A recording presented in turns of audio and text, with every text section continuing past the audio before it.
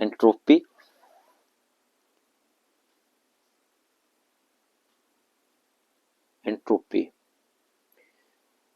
जो हमारे पास एंट्रोपी है that is another thermodynamic variable, another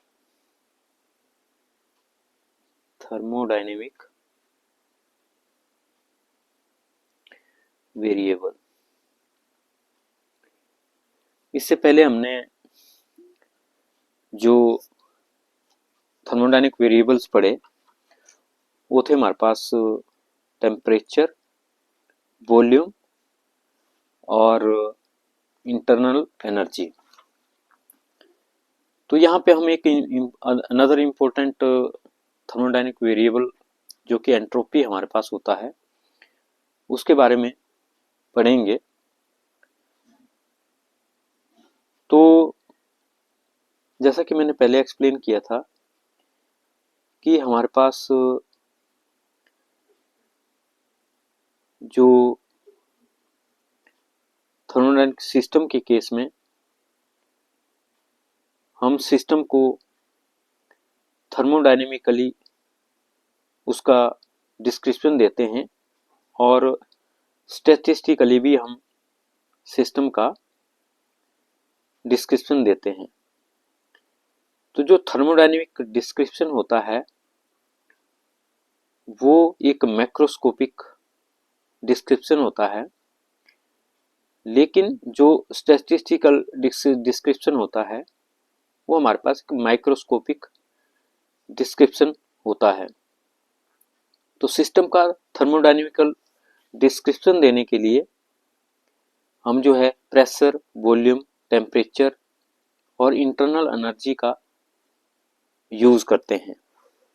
तो जो टेम्परेचर है, प्रेशर है, वॉल्यूम है और जो इंटरनल एनर्जी है हमारे पास, जिनको हम थर्मोडायनेमिक वेरिएबल्स बोलते हैं, इन वेरिएबल्स की हेल्प से हम थर्मोडायनेमिकल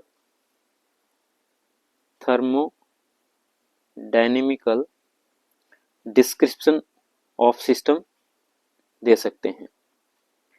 तो थर्मोडायनेमिकल डिस्क्रिप्शन को देने के लिए हम टेम्परेचर, प्रेशर, वॉल्यूम और इंटरनल एनर्जी का यूज करते हैं। लेकिन इनमें से कोई भी वेरिएबल हमें जो है सिस्टम का स्टैटिस्टिकल डिस्क्रिप्शन नहीं दे पाता।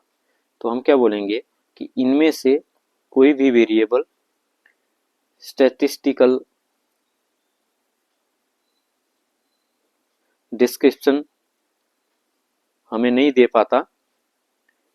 तो अगर स्टैटिस्टिकल डिस्क्रिप्शन हमने सिस्टम का देना है तो उसके लिए हमारे पास ये जो एंट्रोपी है, तो entropy is the thermodynamic variable which gives us thermodynamical description of the system,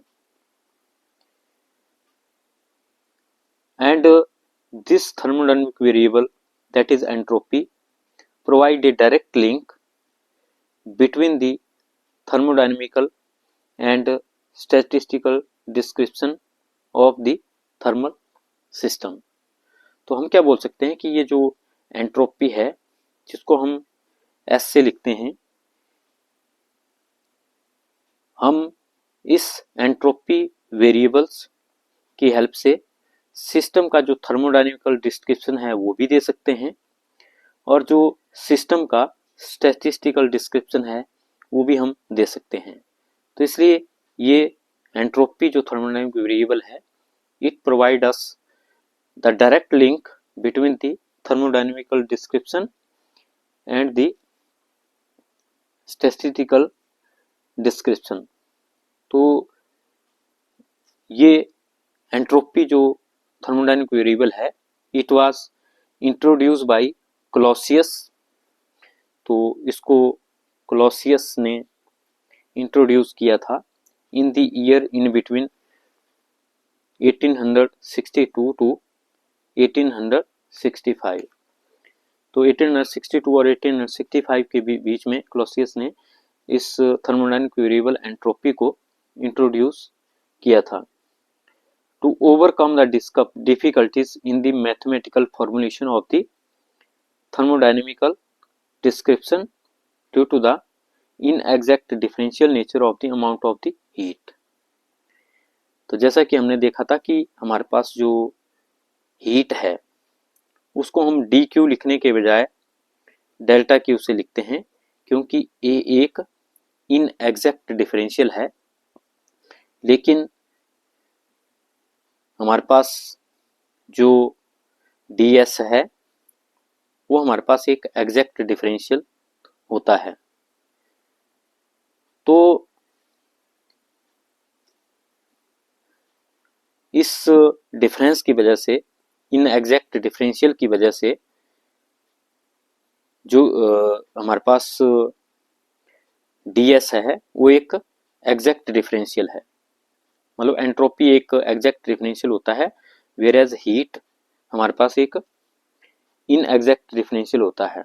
तो इन दोनों के बीच के रिलेशन को हमारे पास, इन दोनों के बीच में हमारे पास जो है एक रिलेशनशिप होता है। तो एग्जैक्ट डिफरेंशियल और इनएग्जैक्ट डिफरेंशियल के बीच के रिलेशन को यहाँ पे कनेक्ट करने के लिए हमारे पास ये एंट्रोपी जो है ये भी एक इम्पोर्टेंट थर्मोडायनेमिक वेरिएबल हमारे पास होता है। तो according to first law of thermodynamics हमें पता है कि डेल्टा क्यू जो होता है वो हमारे पास d U plus P into D V हमारे पास होता है। तो यहाँ पे डेल्टा क्यू इनएग्जैक्ट डिफरेंशियल है और बाकी हमारे पास जो है एग्जैक्ट डिफरेंशियल यहाँ पे हम लिखते हैं। और जैसा कि हमने पढ़ा है कि डी यू जो होता है वो C V plus C V into D T के बराबर हमारे पास होता है। तो यहाँ पे जो सी वी है वो molar specific heat at constant volume, इसको हम बोलते हैं। और डी यू हमारे पास चेंज इन इंटरनल एनर्जी है और डी टी हमारे पास चेंज इन टेम्परेचर है, तो हमने लास्ट चैप्टर में किया था। तो इसलिए यहाँ पे जो डी यू हमने लिखा हुआ है, इस डी यू को हम इस डी यू की वैल्यू से रिप्लेस कर सकते हैं। तो इसलिए delta Q can be written as C V into D T plus P into D V. तो ये जो हमारे पास यहाँ पे फर्स्ट लॉ ऑफ थर्मोडायनेमिक्स अब बना, तो ये इक्वेशन हमारे पास फर्स्ट लॉ ऑफ थर्मोडायनेमिक्स थी। तो फर्स्ट लॉ ऑफ थर्मोडायनेमिक्स में डी यू की value C V into D T लिखने से ये हमारे पास यहाँ पे वैल्यू बन जाती है। और इसकी दोनों साइड को अगर हम टी से डिवाइड कर दें तो delta Q by T equal to C V D T by T plus P into D V by T. तो ये हमारे पास यहाँ पे इक्वेशन बन जाती है अगर जो ये फर्स्ट लॉ ऑफ थर्मोडायनेमिक्स है इसकी दोनों साइड को हम टी से डिवाइड करते हैं।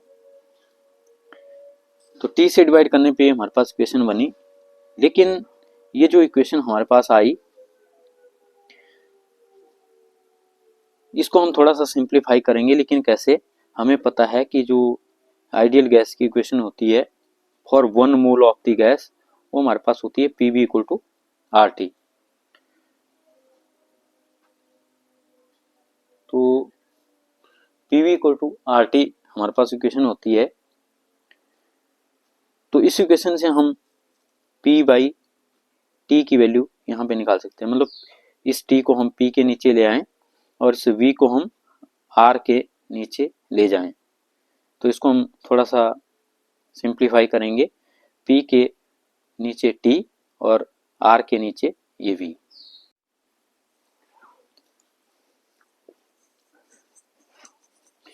तो फिर ये जो इक्वेशन आई हमारे पास यहाँ पे राइट साइड में जो हमारे पास टर्म्स है वो एक कंप्लीट डिफरेंशियल है।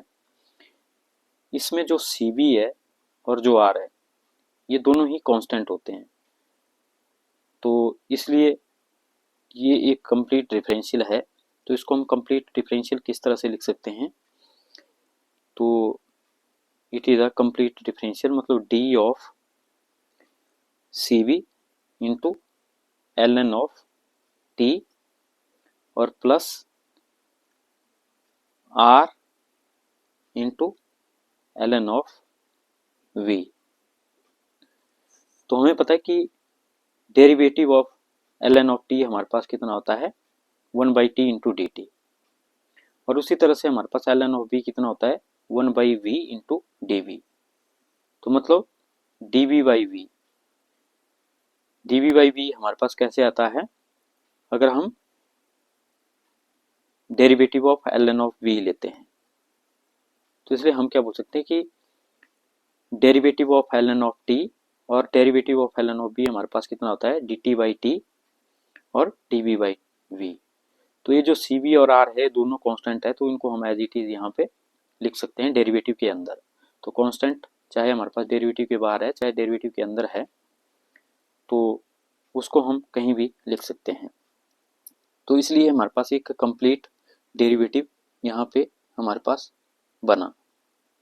तो लेफ्ट साइड में हमारे पास आ गया डेल्टा क्यू बाई टी। तो यहाँ पे हम क्या देख रहे हैं कि लेफ्ट साइड भी हमारे पास एक डिफरेंशियल है और राइट साइड भी हमारे पास एक डिफरेंशियल है, लेकिन लेफ्ट साइड में हमारे पास एक पार्शियल डिफरेंशियल है डेल्टा क्यू और राइट साइड में हमारे पास एक कंप्लीट डिफरेंशियल है। तो इसलिए हम क्या बोलते हैं कि इस पार्शियल डिफरेंशियल को कंप्लीट डिफरेंशियल बनाने के लिए हम इसको डिवाइडेड बाय टी करते हैं। तो इससे टेम्परेचर को डिवाइड करने की वजह से ये भी एक कंप्लीट डिफरेंशियल हमारे पास होता है। तो यहाँ पे जो हमारे पास डेल्टा क्यू बाई टी है ये भी एक कंप्लीट डिफरेंशियल हमारे पास बनेगा, क्योंकि राइट साइड भी हमारे पास एक कंप्लीट डिफरेंशियल है। तो राइट साइड एक कंप्लीट डिफरेंशियल है तो लेफ्ट साइड भी कंप्लीट डिफरेंशियल होना चाहिए। तो ये लेफ्ट साइड कंप्लीट डिफरेंशियल बना हमारे पास एक, जो हमारे पास यहाँ पे फैक्टर है जो कि 1/t है उसको मल्टीप्लाई करने से। तो इसलिए हमें पता है कि डेल्टा क्यू बाई टी जो हमारे पास डी एस के बराबर होता है, तो हमने पहले पढ़ा है कि डेल्टा क्यू बाई टी जो है डी एस के बराबर होता है। और ये रिलेशन हमारे पास कब वैलिड होता है, जब प्रोसेस हमारे पास जो है रिवर्सिबल नेचर का होता है। लेकिन अगर प्रोसेस हमारे पास जो है इरिवर्सिबल नेचर का होता है, तो उस केस में हम delta Q by T is less than D S इसको लिखते हैं। तो ये दो डिफरेंट फॉर्मूला हमने पिछले चैप्टर में पढ़े थे, जिसमें कि हमने देखा था कि for the reversible process delta Q by T equal to D S होता है, और for the irreversible process delta Q by T is less than D S हमारे पास यहाँ पे होता है।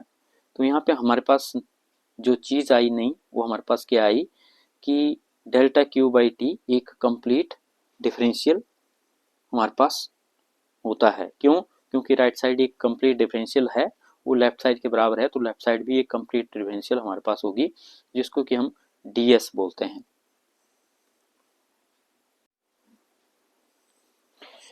नेक्स्ट टॉपिक है हमारे पास statistical definition of entropy. Statistical definition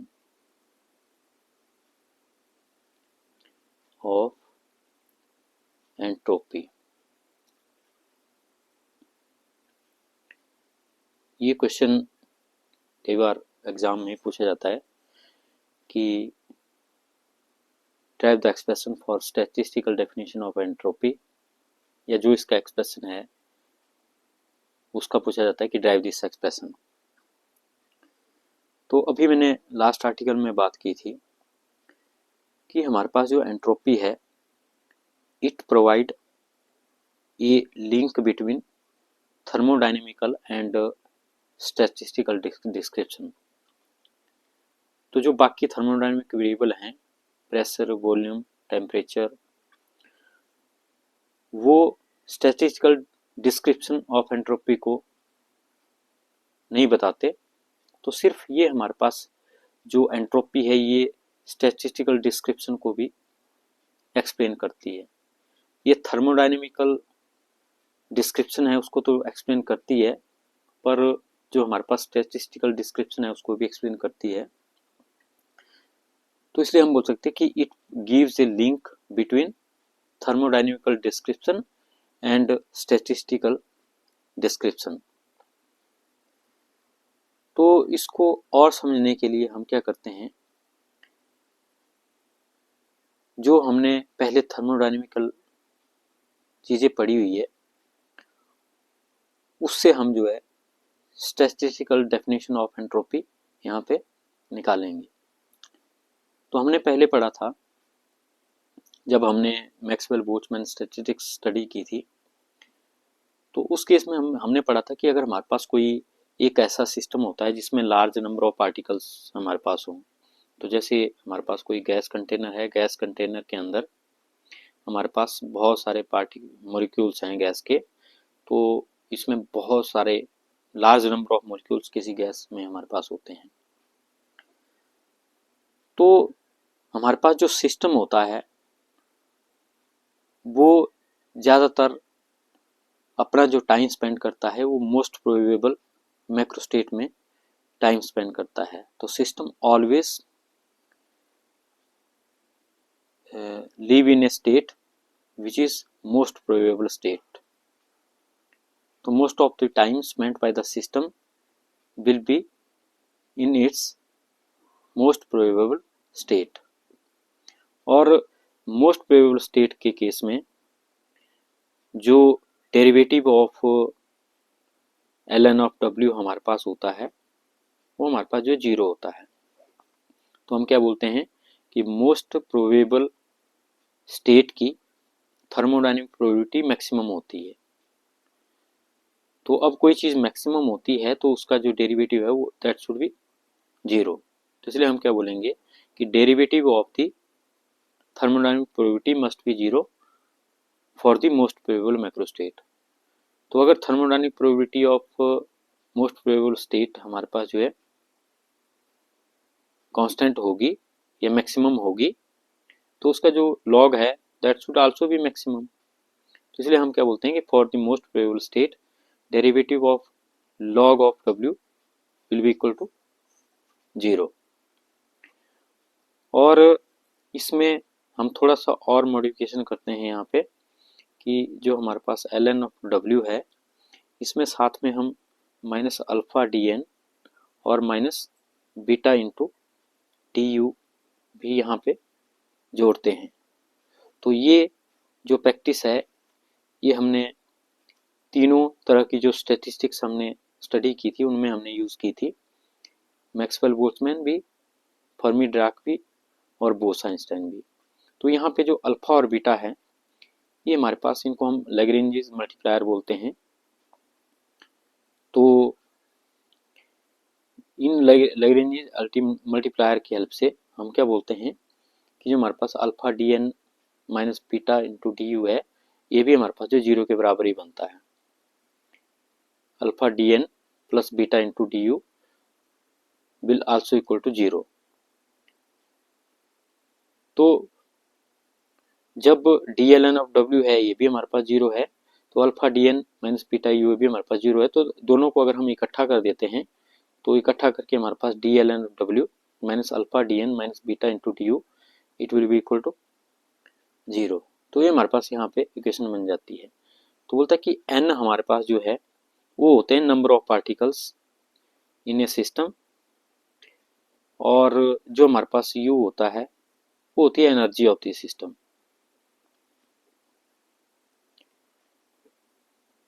तो अगर हमने एक ऐसा सिस्टम लिया हुआ है जिसमें कि वो हमारे पास क्लोज सिस्टम है, तो हमें पता है कि क्लोज सिस्टम में जो नंबर ऑफ पार्टिकल है वो हमारे पास कांस्टेंट रहते हैं। तो इसलिए अगर किसी सिस्टम के नंबर ऑफ पार्टिकल कांस्टेंट हैं तो उस केस में there will be no change in number of particle, मतलब d N will be equal to 0। तो अगर डी एन हम 0 लेते हैं तो ये जो इक्वेशन हमने यहाँ पे लिखी हुई है ये हमारे पास बन जाएगी d L N of W और minus beta into D U equal to 0। लेकिन हमने पहले ही देखा है कि जो ये बीटा होता है, सिंस बीटा की वैल्यू हमारे पास जो है 1/kT हमारे पास होती है, चाहे हम कोई भी स्टैटिस्टिक्स लें, चाहे मैक्सवेल बोल्ट्जमैन लें, चाहे फर्मी डिराक लें, चाहे बोस आइंस्टाइन लें, तो बीटा की वैल्यू 1/kT होती है। तो इसलिए यहाँ भी हम इसकी वैल्यू जो है पुट कर सकते हैं। तो D of ln of w minus D U divided by kT will be equal to 0। तो यहाँ पे जो k है वो हमारे पास बोल्ट्जमैन कांस्टेंट है। और according to first law of thermodynamics हम क्या बोलते हैं कि delta Q equal to D U plus P into D V. और अगर हम ऐसा सिस्टम लेते हैं जिसमें कि वॉल्यूम हमारे पास जो कांस्टेंट हो, तो अगर किसी सिस्टम में वॉल्यूम हमारे पास जो कांस्टेंट होता है, तो वॉल्यूम कांस्टेंट का मतलब कि जो कंटेनर है वो फिक्स साइज का है, उसका साइज जो है हमारे पास चेंज नहीं हो रहा है, तो उस केस में वॉल्यूम कांस्टेंट होता है। तो dv इस केस में हमारे पास जो 0 होता है, तो इसलिए जो हमारे पास फर्स्ट लॉ ऑफ थर्मोडायनेमिक्स है वो भी हमारे पास क्या बनेगा, delta Q equal to D U. तो ये जो हमारे पास यहाँ पे डी यू की वैल्यू आई, इस डी यू की वैल्यू जो कि डेल्टा Q के बराबर है वो हम यहाँ पे पुट कर सकते हैं, जो कि मान लो हमारे पास इक्वेशन नंबर 2 है। तो इक्वेशन नंबर 2 हमारे पास क्या बनेगी, डी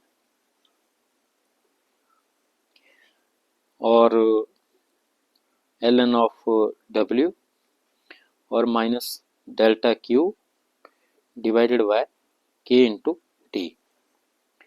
और ये जो k है इसको हम लेफ्ट साइड में अगर ले आए तो ये बन जाएगा k D ln of w, और यहाँ पे हमारे पास इक्वल टू 0 भी है, तो हमारे पास minus delta Q divided by T equal to 0। और जो कांस्टेंट है वो हम डेरिवेटिव के अंदर भी लिख सकते हैं। तो यहाँ पे डी के ln ऑफ w हमारे पास बनेगा, और यहाँ पे माइनस, या इसको हम दूसरी साइड ले जाएं तो दूसरी साइड ले जाके डेल्टा Q बाई टी हम इसको लिख सकते हैं, क्योंकि दूसरी साइड 0 है।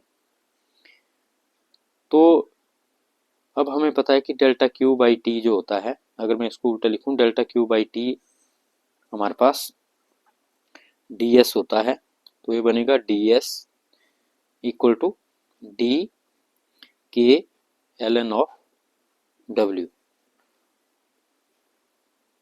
तो दोनों साइड d हमारे पास है, तो इसका मतलब क्या हुआ कि s will be equal to k ln of w।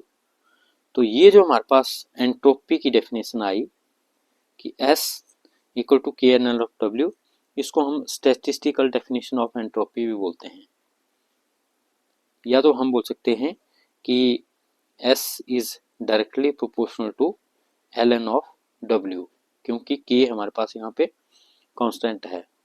तो जो एंट्रोपी है हमारे पास वो थर्मोडायनेमिक प्रोबेबिलिटी पे यहाँ पे डिपेंड करती है। तो ये हमारे पास एक्सप्रेशन है for the statistical definition of entropy. अब अगर हम यूनिट्स ऑफ एंट्रोपी के बारे में बात करें, तो यूनिट्स ऑफ एस, तो हम इस एक्सप्रेशन से भी यहाँ पे यूनिट्स ऑफ एस निकाल सकते हैं। तो हमें पता है कि जो W होता है थर्मोडायनेमिक प्रोबेबिलिटी, वो डायमेंशनलेस होता है, उसके कोई यूनिट नहीं हमारे पास होते प्रोबेबिलिटी के। तो यूनिट होंगे जो k के यूनिट हैं, और k हमारे पास बोल्ट्जमैन कांस्टेंट होता है, और इसके यूनिट होते हैं जूल पर केल्विन। तो इसलिए हम क्या बोल सकते हैं कि हमारे पास एंट्रोपी के यूनिट जूल पर केल्विन हमारे पास होते हैं।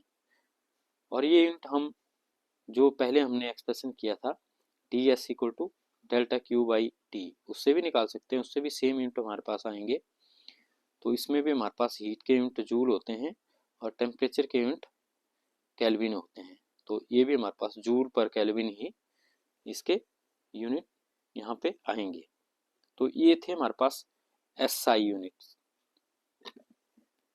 बाकी हम दूसरे जो CGS वाले यूनिट हैं उनको भी यूज़ कर सकते हैं। तो हमें पता है कि कैलोरी पर केल्विन भी हम यूनिट लेते हैं, कैलोरी पर केल्विन भी हम यूनिट लेते हैं, या किलो कैलोरी पर केल्विन भी हम यूनिट लेते हैं, या हम कैलोरी